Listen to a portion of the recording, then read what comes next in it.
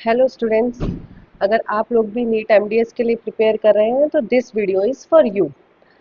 Today me doctor Manisha MDS in orthodontics. I will share my strategy, जो मैंने mistakes की हैं या जो मैंने स्ट्रेटेजी फॉलो की है अपनी एमडीएस प्रिपरेशन के लिए। तो मैं आपको बता दूं कि I secured AIR 780 in NEET MDS 2018। So I have completed my masters in orthodontics from Government Dental College, Ahmedabad. अभी जो हम स्टार्टिंग में क्या होता है कि डिसाइड तो कर लेते हैं कि हमें नीट एमडीएस के लिए प्रिपेयर करना है, स्ट्रेटेजीज भी बना लेते हैं, बट उन स्ट्रेटेजीज पे हम एक्ट नहीं कर पाते हैं। ठीक है। तो आज मैं आपको बताऊंगी कि क्या क्या आपको चीज़ें अपने अंदर आपको जो नहीं करनी है और क्या क्या चीज़ें आपको फॉलो करनी है जिससे आप नीट एमडीएस को इजीली क्रैक कर सकते हो। फर्स्ट थिंग इज कि आपको ये नहीं सोचना है कि आप अगर इंटेलिजेंट हैं तो ही आप नीट एमडीएस को क्रैक कर सकते हैं। To be very honest, I was very average student during my under graduation, but NEET MDS आपको इंटेलिजेंसी या इन सब से कोई लेना देना नहीं है। If you have in your mind, in your head कि आपको क्रैक करना ही है and you are putting your full potential और आप अपनी सारी एनर्जी और कंसिस्टेंसी से प्रिपेयर कर रहे हैं, मन से प्रिपेयर कर रहे हैं, तो कोई भी एवरेज स्टूडेंट नीट एमडीएस को क्रैक कर सकता है और एक अच्छी रैंक अपने एग्जाम में सिक्योर कर सकता है। जनरली स्टूडेंट्स क्या करते हैं, जैसे ही वो स्टार्ट करते हैं हर दिन उनको न्यू रिसोर्स स्टार्ट कर देंगे। जैसे आज ऑरल पैथ पढ़ लेते हैं, फिर बोर हो गए हैं, एंडो में चलते हैं, थोड़ा एंडो पढ़ लेते हैं, और कभी कुछ पढ़ लेते हैं, फिर मेडिकल सब्जेक्ट्स पे जंप कर जाएंगे। तो रैंडमली सब्जेक्ट्स को चेंज करना is not a good option. Okay, you have to stick to one subject, prepare that subject, clear all the concept of that subject, do the MCQs of that subject. सब कुछ करने के बाद फिर you have to, आप दो subjects को एक साथ लेके चल सकते हो बट नॉट मल्टीपल सब्जेक्ट्स, कि आप 5-5 मिनट, 15-15 मिनट के लिए, आधे आधे घंटे के लिए सब्जेक्ट चेंज कर रहे हैं। ठीक है, वो आप लास्ट में रिवीजन के टाइम पे सब चीज़ें कर सकते हैं बट नॉट इनिशियली। दूसरा क्या है कि कुछ स्टूडेंट जैसे जो ऑनलाइन कोर्सेज ले रहे हैं, सिर्फ लेक्चर्स लेते हैं, हेडफोन्स लगा के बेड पे लेट के लेक्चर्स ले रहे हैं, और उन लेक्चर्स को अगर आप कहीं नोट डाउन नहीं कर रहे हो, that is a total waste of time. जब तक आपके पास नोट्स नहीं है आप उस चीज़ को रिवाइज नहीं कर सकते हैं। ये नहीं देखना है कि सिलेबस इतना वास्ट है, vast syllabus is not a problem. how you are preparing, how you are compiling that syllabus, that is important, that is an important thing. Okay, अब अपने टाइम टेबल, कुछ स्टूडेंट्स क्या करेंगे, टाइम टेबल बना लेंगे, आज ये करेंगे आज ये करेंगे, फिर उस टाइम टेबल को फॉलो ही नहीं करना, वो बस दीवार पे चिपका रहता है और उसको नहीं फॉलो कर रहे हैं, तो उस चीज़ का भी कोई मतलब है नहीं एज सच।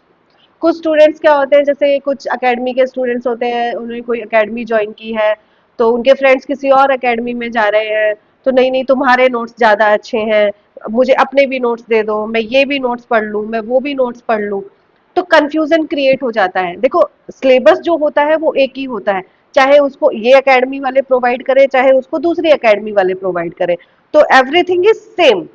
ओके, बस सबका राइटिंग पैटर्न अलग होता है, नोट्स बनाने का पैटर्न अलग होता है। तो आपको जो करना है, आपको क्या करना है, आपको एक ही नोट्स पे स्टिक रहना है, या तो वो आपके सेल्फ मेड नोट्स है, या इस एकेडमी के जिसमें आप जा रहे हैं, आपको दूसरों को नहीं देखना है कि इसके नोट्स ज्यादा लग रहे हैं, इसमें ये छोटा, ये टॉपिक इसमें ज्यादा है या ये एक्स्ट्रा है। टॉपिक सारे कवर हो जाते हैं, अभी नहीं तो थोड़े बाद में कवर हो जाएंगे, बट टॉपिक कवर होंगे सारे एकेडमीज में। ओके, तो आपको ये सब नहीं करना है। और कोशिश करिए कि नोट्स जो आप बनाएं वो अपने हैंड रिटन नोट्स बनाएं, क्योंकि आपकी जो ब्रेन होता है वो विजुअलाइजेशन पे एक्ट करता है। जो भी चीजें आपने देखी हैं, जो भी डायग्राम्स आपने खुद अपने हाथ से बनाए हैं, तो वो आपको ज्यादा कंसेप्ट क्लियर करते हैं एज कंपेयर टू कि हमारा नोट्स में बने बनाए नोट्स है, उसमें इमेजेस है, हाँ पढ़ लिया करके। ओके, तो ये तो हो गया स्टार्टिंग में कि सब्जेक्ट्स कैसे उठाने हैं। उसके बाद वंस यू आर प्रिपेयर्ड कि आपने सब्जेक्ट्स चूज कर लिया, उसके बाद आपको कैसे पढ़ना है उसको।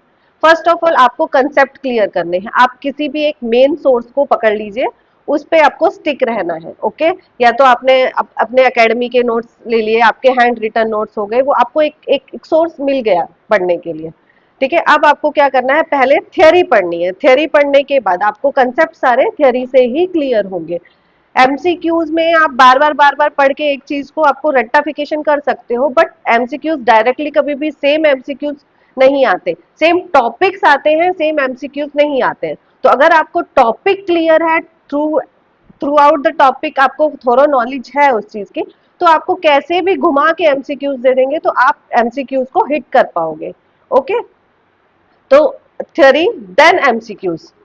अब ये थ्योरी को आप चैप्टर वाइज भी डिवाइड कर सकते हैं कि एक स्पेसिफिक टॉपिक आपने पकड़ लिया, चैप्टर वाइज 3 या 4 चैप्टर्स आपने कर लिए, उसके बाद आपने उन 3 4 चैप्टर्स के एमसीक्यूज लगा लिए।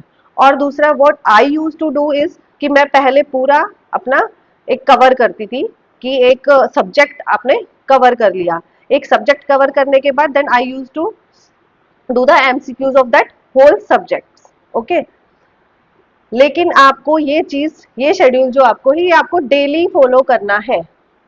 और आप अगर छोटे छोटे टॉपिक्स या चैप्टर्स कवर कर रहे हैं तो आपने 2 चैप्टर्स किए, उनके अलग से एमसीक्यूज लगा लिए। ठीक है, इस तरीके से आपको डेली थ्योरी एंड एमसीक्यूज आपको डेली प्रैक्टिस करने हैं। जो मेन इंपॉर्टेंट थिंग है in preparation is revision revision revision. अगर आपने कोई चीज आज पढ़ी है तो आप उसको एक हफ्ते के बाद automatically you will forget that. Okay, तो आपको क्या करना है, अपने माइंड को ट्रेन करना है, बार बार चीज को रिवाइज करके। वन सब्जेक्ट को आपको almost you have to revise it 15 to 16 times till your exam, then only you will retain that subject. Okay, 18 19 subjects हैं, उन सबको रिटेन रखना माइंड में, सारे कंसेप्ट को क्लियर करना। ये कैसे आता है, जब आप बार बार रिपीटेडली एक चीज को पढ़ेंगे। सपोज आपने एक टॉपिक आज पढ़ा, तो 4 से 5 दिन बाद you have to revise that topic again. ये मत सोचना कि मैंने पढ़ लिया, इजी था, मुझे तो याद रहेगा। आपको याद नहीं रहेगा, you are going to miss something in that. एक चीज आपने मिस करी, एक कंसेप्ट आपने मिस किया, you won't be able to solve the MCQs. Okay, clinical based MCQs खास के तौर पे। तो आपको इतना फॉलो करना है। मैं अपना बता देती हूँ कि for me I started preparing in April month. Okay, and my exam was in December. तो it took 8 months to complete all the subjects, revise all the subjects, and I use to study almost 12 to 14 hours। मैं ये नहीं कह रही कि आपको भी 12 to 14 hours पढ़ना है, because I started late, that is why I have to give more time to catch it. But अगर आप स्टार्टिंग से ही प्रिपेयर कर रहे हैं, थोड़े बेसिक्स आपके क्लियर हैं, तो 8 to 10 hours भी अगर आप स्टडी करेंगे, 8 hours इज इनफ। ओके, उसके बाद आपको शेड्यूल बनाना है कि अगर आप इंटर्नशिप कर रहे हैं तो ड्यूरिंग इंटर्नशिप आपको कैसे कैरी करना है। अगर आप इंटर्नशिप नहीं कर रहे हैं, आप एक ड्रॉपर हैं, तो उसमें आपको कैसे कैरी करना है। इंटर्नशिप के टाइम पे आपको क्या करना है, मॉर्निंग टाइम में आप थोड़ा फ्री है, टाइम आपको मिल गया है, तो आपने थ्योरी कर लिया, आफ्टरनून में आपने एमसीक्यूज लगा लिए, नाइट में आप थोड़ा ब्रश अप करेंगे, अदर जो आपका वीक सब्जेक्ट है उसको कैरी करेंगे। ओके, उसको स्टडी करेंगे। अगर आप इंटर्नशिप नहीं कर रहे हैं तो आपके पास अच्छा खासा टाइम होता है थ्योरी एमसीक्यूज सब कुछ कवर करने के लिए, आपके पास फुल डे है। आप सुबह आराम से फर्स्ट मॉर्निंग में आपका थ्योरी पढ़नी है, बिकॉज उस टाइम पे आपका माइंड ज्यादा एक्टिवेट रहता है, और आप उस टाइम पे जो भी पढ़ेंगे वो आपको विद कंसेप्ट क्लियर रहेगा। ओके, कंसेप्ट क्लियर हो गए तो एमसीक्यूज हिट करने में आपको इतना टाइम नहीं लगेगा। ओके, उसके बाद आपको जो प्रेफरेंसेस देनी है, पहले जो आप कवर करेंगे वो क्लिनिकल सब्जेक्ट्स को कवर करेंगे। क्लिनिकल सब्जेक्ट्स क्या होता है, एक तो पढ़ने में थोड़े इंटरेस्टिंग भी होते हैं, दूसरा वो आपको डेंटिस्ट्री से जैसे रिलेटेड हो गए सारे, तो वो आपने प्रैक्टिस किया होता है, तो आप उसको चीज को कहीं ना कहीं रिलेट कर पाते हो।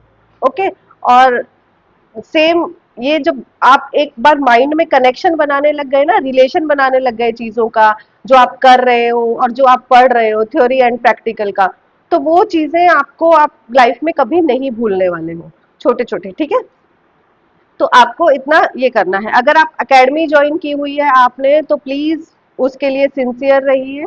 ठीक है, आपको फेथफुल रहना है कि आप अगर पढ़ने जा रहे हैं 8 to 9 आवर्स, तो you have to be present in the class. जो भी आपके टीचर पढ़ा रहे हैं आपको उसको नोट डाउन, नोट्स बनाने हैं।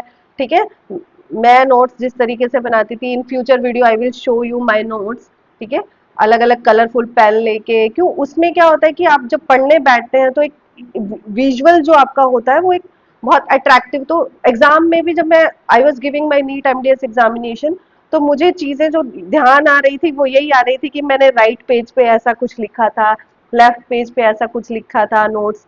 तो वो आईज जो आपकी कैच करती हैं वही आपका दिमाग रिटेन रखता है। तो आपको नोट्स बनाने ही बनाने हैं, एक सोर्स आपके पास होना चाहिए। जब आप बिल्कुल अपने नीट एग्जामिनेशन के पास में पहुंच जाएंगे, 1 to 2 months हो जाएंगे, then starts your revision. When you are revising, तो आपके पास ये नहीं होना चाहिए कि आप इधर भाग रहे हैं उधर भाग रहे हैं नोट्स के लिए, है ना, कहाँ मैंने लिखा था, कहाँ से मैंने पढ़ा था, ऑनलाइन पढ़ा था, किसी और से नोट्स कैरी किए थे। आपके पास एक पर्टिकुलर आपका नोटबुक होना चाहिए एक सब्जेक्ट का। तो आपको उस नोटबुक को ही पढ़ना है फॉर अ पर्टिकुलर सब्जेक्ट, इधर उधर आपको नहीं भागना है, क्योंकि उस टाइम पे इतना टाइम आपके पास नहीं होता कि आप रिवाइज करने के लिए चीजों को ढूंढते फिरें। ठीक है ना, तो आपके पास एक पर्टिकुलर रजिस्टर या नोटबुक कह लीजिए वो आपके पास होना चाहिए। और एमसीक्यूज के लिए तो आप कोई भी बुक फॉलो कर सकते हैं, जो मेन हमारा वही है डेंटल बस जो सब लोग फॉलो करते हैं, उसके अलावा डेंटिस्ट है, सब में ऑलमोस्ट सेम एमसीक्यूज ही है, थोड़ा बहुत फर्क है, ज्यादा नहीं है। ठीक है ना, तो एमसीक्यूज के लिए तो आप वही फॉलो कीजिए, बट जो आपका थ्योरी है उसके लिए आपका एक मेन सोर्स होना चाहिए। और उस मेन सोर्स के अलावा फिर आपको कुछ भी रीड नहीं करना है, इधर उधर नहीं भागना है। ठीक है, सेकंड आपका, ये तो अब आपका हो गया कि रिवीजन, हम रिवीजन पे पहुंच गए हैं। आपको पहले अपने डेंटल सब्जेक्ट्स रिवाइज करने हैं, फिर आपका मेडिकल सब्जेक्ट्स रिवाइज करने हैं। मेडिकल सब्जेक्ट्स थोड़े डेंटल स्टूडेंट्स को थोड़े कम इंटरेस्टिंग लगते हैं, तो that you can leave it for later. Okay, but आपको रिवाइज करके ही जाने हैं, क्योंकि देखो डेंटल हमारा क्या होता है कि मोस्टली पार्ट जो हमारा होता है वो डेंटल क्वेश्चंस ही कवर करते हैं। बट मेडिकल का भी अभी एक अपना आया हुआ है, तो मेडिकल भी आजकल बहुत क्वेश्चंस आते हैं मेडिकल में भी, तो उसको भी आपको इग्नोर नहीं करना है। ओके, वीक सब्जेक्ट्स हैं जो आपको उनको स्ट्रॉन्ग करने पे ध्यान देना है, उसको इग्नोर नहीं करना है कि ये सब्जेक्ट्स तो मैंने पढ़ने ही नहीं है। ठीक है, क्योंकि सारे सब्जेक्ट्स मेडिकल के भी इंटरकनेक्टेड होते हैं। अगर आपका जैसे सपोज कीजिए फार्मा है, ठीक है, माइक्रोबायो हो गया, पैथोलॉजी हो गया, तो माइक्रो एंड पैथो कहीं ना कहीं they are connected, some topics are common. ठीक है, तो आपको अवॉइड तो कुछ भी नहीं करना है, पढ़ना ही है आपको। बट कुछ अगर आपको ये लगता है कि ये थोड़ा कम इंटरेस्टिंग है या इंटरेस्ट नहीं आ रहा है या रिटेन नहीं रह रहा है, तो थोड़ा आप उसको मतलब स्किप नहीं करना है। आप थोड़ा मैनेज करके चल सकते हैं कि चलो इससे 3 4 क्वेश्चंस आते हैं, बट फिर भी आपको इतना जो उसका बेसिक्स है, जो इम्पोर्टेंट मोस्ट इम्पोर्टेंट टॉपिक्स है, वो तो आपको कवर करने ही करने हैं। और अगर आपको ये चाहिए कि मैं आपको एक वीडियो प्रोवाइड करूं हर पर्टिकुलर सब्जेक्ट को कैसे पढ़ना है, कैसे नोट्स बनाने हैं, कैसे कितने दिन में आपको वो सब्जेक्ट कंप्लीट करना है, किस तरीके से आपको प्रिपेयर करना है फॉर एवरी पर्टिकुलर सब्जेक्ट, तो मैं आपको वो भी प्रोवाइड करवा दूंगी। ठीक है, बाकी stay tune to my channel for motivation, for strategy of your NEET preparation, and for the topics that are frequently asked. So I will share it all with you. Okay, keep going, because जब तक आप खुद से अपने अंदर motivation नहीं लाएंगे, कोई भी आपको कितना भी मोटिवेट करता रहे, अंदर से जब तक आपके नहीं आएगा आप वो चीज नहीं कर पाएंगे। तो आपको ये सोचना है कि आपके पास ऑप्शन बी है ही नहीं, आपको नीट एमडीएस क्रैक करना है तो करना है, there is no option B for you.